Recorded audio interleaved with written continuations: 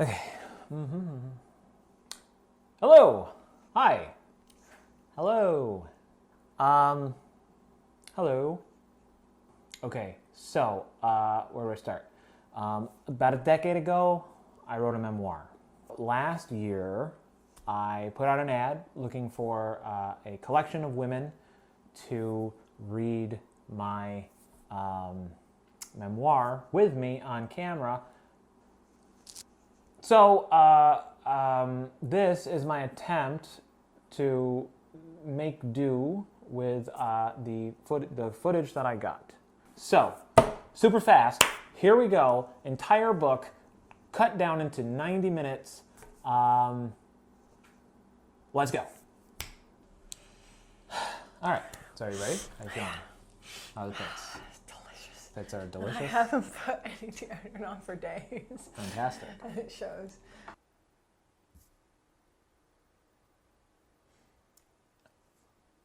The year was 1995. And Billy was in the 4th grade. His classmates were being exceptionally rambunctious on this fateful day, and the teacher threatened to rearrange the desks into boy-girl order. Billy doesn't remember who sat to his right, but he'll never forget who sat to his left. Her name was Alice Shortman. Her name was Alice Shortman. Her name was Alice Shortman. Over the next few days, weeks, months, I honestly have no clue anymore, we started figuring out all these things we had in common. Our favorite Looney Tune was Marvin the Martian. We both preferred chocolate over vanilla. We both really liked the Wayside School books.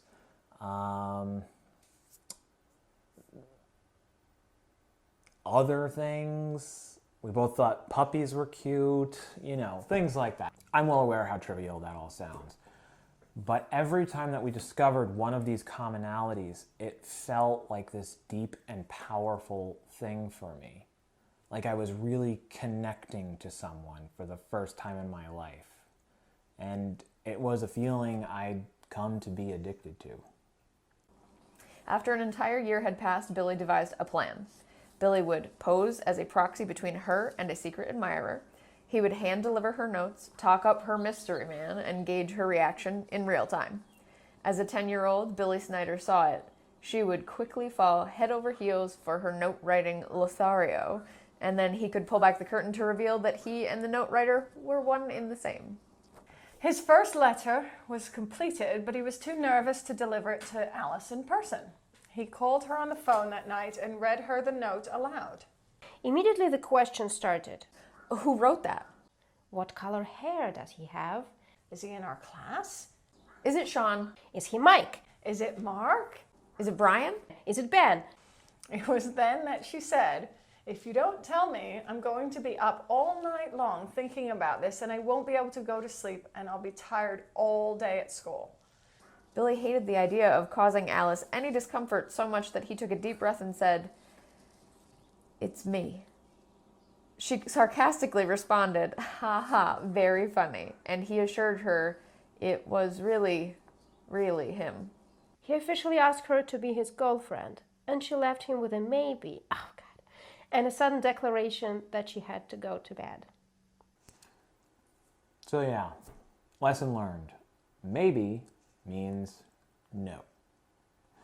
The crazy thing is that as intense as my feelings for Alice were, they kind of just disappeared mysteriously a few days after finally confessing how I felt. After that, I kind of just repeated the pattern I had started with her, where I'd have a fixation on someone for like a year, hiding my feelings, finally confessing my feelings, and then getting shot down. On an evening in October of 1998, things became more complicated when Billy watched, for the first time, an episode of The X-Files. Did you ever watch the X-Files was totally my jam. Okay. I loved it. All right, cool. Every Yeah. moment of it. Agent Dana Scully is So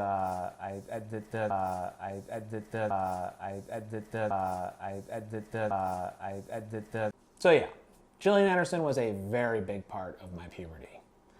And then about a year later, I met Julia, a real person I'd have just as much chance of ever physically touching as Gillian Anderson. Billy met Julia in the summer of 1999 in a chat room. After revealing his what? After revealing his ASL to be 13M New York, After revealing his ASL to be 13 male New York, she coyly said, "I hope you like older women," and revealed herself to be 23 female Texas. When you met someone, you would text them. The first thing, or not text them, instant message. The first thing you would ask them is ASL, which stands for age, Okay, sex, age, sex, location. and location. Okay. Got it. Uh-huh. Yeah. Billy So I'm was- 13, she's 23, she's from Nice. Texas, I'm from New York. okay. Julia and I had nothing in common, but she was older, and she was hot, and I was in the midst of puberty, and I no longer gave a single fuck about Marvin the Martian. So one day my parents aren't home, and I say, "Hey Julia, let's talk on the phone." And for some reason, she humors me. And I end up reading to her this chat transcript from when I had cyber sex with this random person on the internet. And keep in mind that I was 13 at this time and believed that the clitoris was actually located inside of the vagina, like a button that the penis pushes. I still maintain that that makes more sense than where it actually is. Yeah, I mean, you don't have to tell everyone everything, right? So I finished reading the transcript, and she says, and I say, "That wasn't very good, was it?" And she says, Well, I'm wet. A long, dramatic pause. Can you say that in Russian now? Is there a... We don't really speak about those things. We usually say things like, "This was good, comrade," but... This is good. well, if I want to find an equivalent, that would be something like "Я намокла." And how does that literally translate? It's something like "I'm soaked."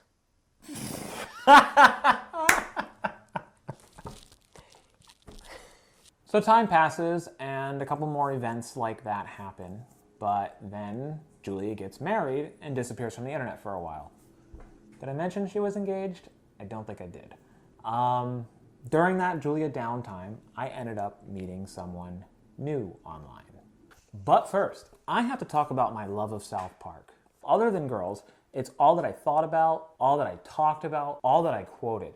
I cried tears of joy the first time I saw the South Park movie. That date, by the way, June 30th, 1999. I loved South Park. So yeah, I meet this girl online, in all places a South Park message board. She's my age and super cute, and Her name just happened to be Alice. just like fourth grade first crush Alice, we have a ton of stuff in common. Every time that we talk, it's like this parade of exploding happy brain chemicals. And pretty soon, we confess to each other our mutual feelings. I like you a lot too, Billy. I really do. Everyone around the world, come on! Dun, dun, dun, dun, dun. Woo! Then one day, Alice sends me one of those email questionnaire chain letter things. That asks a million personal questions. It's like, what is your name? How old are you? And where do you live? It was the fourth question which asked, "What other email addresses do you have?" And her response, "Everyone knows the ones they should," followed by a winky face. That troubled Billy deeply. 5 minutes and a little internet sleuthing later, I had figured out Alice's other email account. 10 minutes and a little chatting with Julia later, and she had convinced me I should break into Alice's email account. 20 minutes and a whole lot of email reading later, and I had concluded that Alice was being brainwashed into a cult. Hold up. Hey. Okay, hear me out. The snooping was bad, the hacking was worse, the email reading was abominable, and the cult leader thing was just plain stupid. She was corresponding with these two guys who I thought were cult leaders, whose names were, are you ready for this?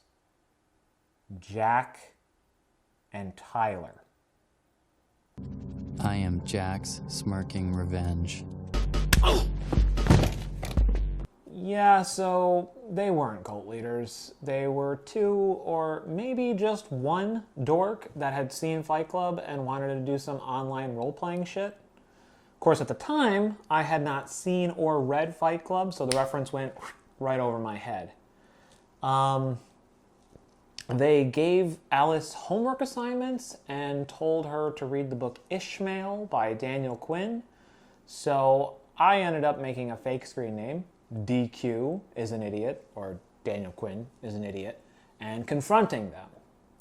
I figured out slowly but surely that they weren't an actual threat, but I did end up messaging Alice with the DQ is an idiot screen name at some point.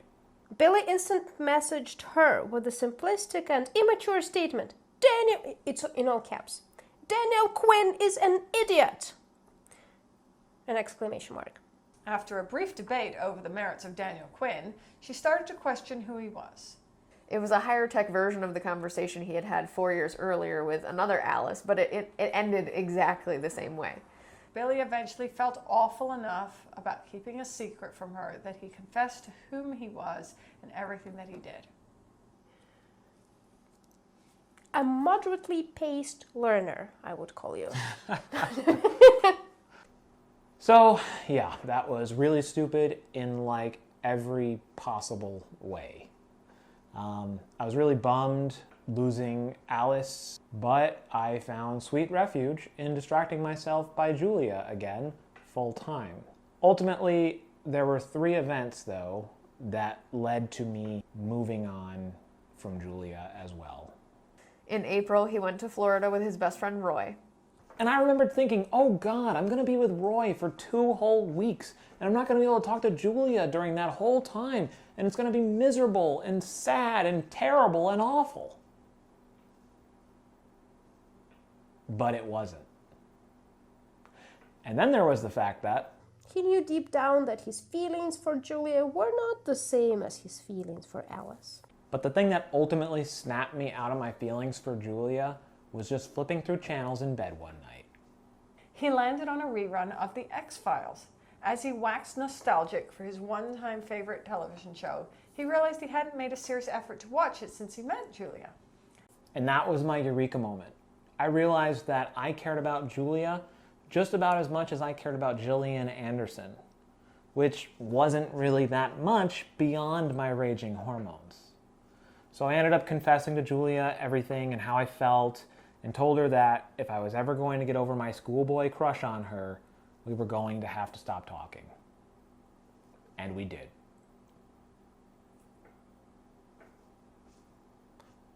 Oh shit, I have to make a phone call.